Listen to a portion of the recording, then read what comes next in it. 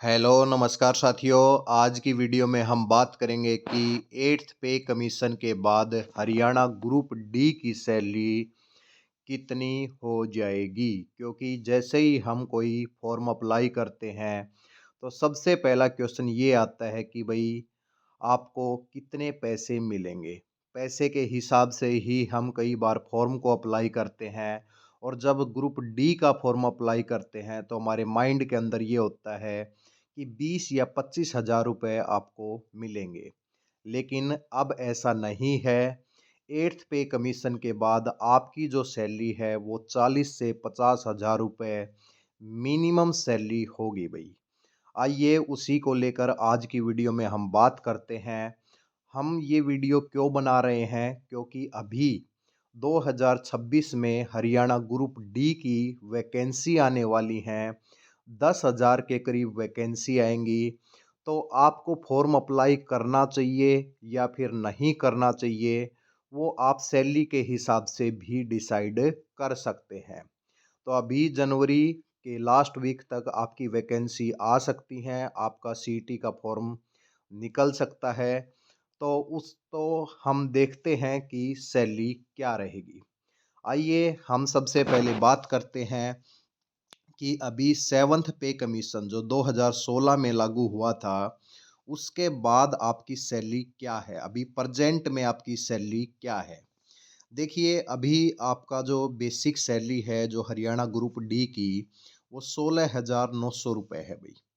उसके साथ में आपको एचआरए, हम मिनिमम सैलरी की बात कर रहे हैं भाई। देखिए भाई, जो सिटी हैं एक्स वाई और जेड सिटी हैं। जो जेड सिटी है जिसकी पॉपुलेशन बहुत कम है, वहाँ पे आपका जो एचआरए है वो 8% मिलता है। और 8% अगर 1,800 रुपये से कम है तो मिनिमम आपको 1,800 रुपये वहाँ पर मिलेंगे भाई। तो आपका जो एचआरए है 16,900 के हिसाब से वो जेड सिटी के लिए 1,800 रुपये है। और वाई सिटी के लिए आपका कम से कम 3,600 रुपये होगा। और एक्स सिटी के लिए वो कम से कम आपका 5,400 रुपये होता है भाई, मिनिमम होता है भाई ये। तो हम जेड सिटी की बात कर रहे हैं 1,800 रुपये भाई। उसके बाद अभी जो डीए है वो 58% चल रहा है भाई। तो 16,900 का अगर हम 58% निकालते हैं तो 9,802 रुपये आपका मिलता है। उसके साथ में अगर हम मेडिकल अलाउंस की बात करें तो 1,000 रुपये आपको मेडिकल अलाउंस मिलता है। हमने मेनली जो है वो मेन मेन जो पॉइंट हैं वो यहाँ पर आपको बताए हैं। इसके अलावा और भी आपको अलाउंस मिलते हैं, किसी को ट्रैवल अलाउंस मिलता है, लेकिन वो चीज़ें हमने काउंट नहीं की। आज हम मिनिमम सैलरी निकाल रहे हैं कि इतनी सैलरी आपकी होगी, उससे ज़्यादा आपकी हो सकती है। तो हम इन चार के बेस के ऊपर अगर हम निकालें तो टोटल जो सैलरी आपकी अभी जो 2025 में है वो 29,502 रुपये, यानी कि 30,000 के करीब आपकी ग्रुप डी की सैलरी है भाई। ठीक है। अब हम बात करते हैं कि अब 1 जनवरी 2026 से आपका 8th पे कमीशन लागू हो जाएगा। यानी कि आपका ये लागू तो बाद में होगा, लेकिन जब भी ये लागू होगा तो आपको ये 1 जनवरी से वो पैसे मिलने स्टार्ट हो जाएंगे भाई। यानी कि आपको एक साथ जो पैसे आपके बनेंगे वो एक साथ आपको बाद में दिए जाएंगे। आइए बात करते हैं अब 8th पे कमीशन की। तो 8th पे कमीशन में क्या होगा भाई। 8th पे कमीशन की जो भी रिपोर्ट होगी, जो भी आपकी सैलरी बनेगी, वो 1 जनवरी 2026 से आपको मिलेगी, जब ये लागू हो जाएगा। आइए बात करते हैं बेसिक सैलरी को लेकर। बेसिक सैलरी अभी 16,900 है। अब जो गवर्नमेंट है वो इसके लिए फिटमेंट फैक्टर क्या डिसाइड करती है, वो हम देख लेते हैं भाई। देखिए भाई, लास्ट टाइम पे जो फिटमेंट फैक्टर है वो 2.8 के करीब गवर्नमेंट ने लागू किया था।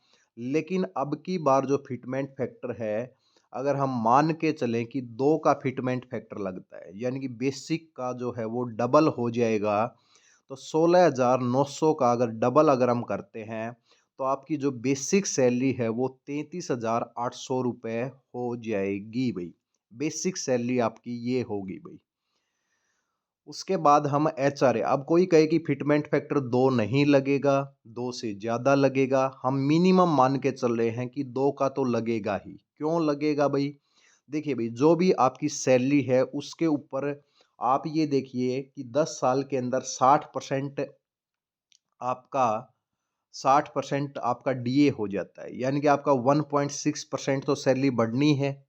उसके साथ में अगर हम बात करें तो 30% का और आपको फिटमेंट फैक्टर देखने को मिलेगा, 30% बढ़ेगा। तो 1.6 का अगर मैं 30% करूँ तो 0.4 के आसपास कुछ आता है। तो 2 का फिटमेंट फैक्टर आपका ज़रूर लगेगा, इसलिए आपकी जो बेसिक सैलरी है वो 33,800 ज़रूर होगी। एचआरए की अगर हम बात करें तो 8% जेडसीटी के लिए है और मिनिमम ₹1800 है। तो अगर यहाँ पर हम बात करें तो 1800 से तो ये ज़्यादा है भई, ₹2704 आपका बनता है जेडसीटी के लिए। मेडिकल अलाउंस की हम बात करें तो मेडिकल अलाउंस हमारे पास हो जाएगा, ₹1000 हो जाएगा। और अब डीए नहीं मिलेगा अभी, अब डीए दोबारा से स्टार्ट हो जाएगा, 2% 4% जो हर 6 महीने में लगेगा। अब डीए स्टार्टिंग से होगा भई, और वो लास्ट में 10 साल के बाद 60% तक वैसे ही पहुँचेगा भई। अब टोटल हम बात करें तो 33,800, 2704 और 1000 अगर हम बात करें तो ₹37,504 आपका टोटल ये बनता है भई। उसके बाद हम बात करें, अब ये हमने जेडसीटी के लिए कैलकुलेट किया था।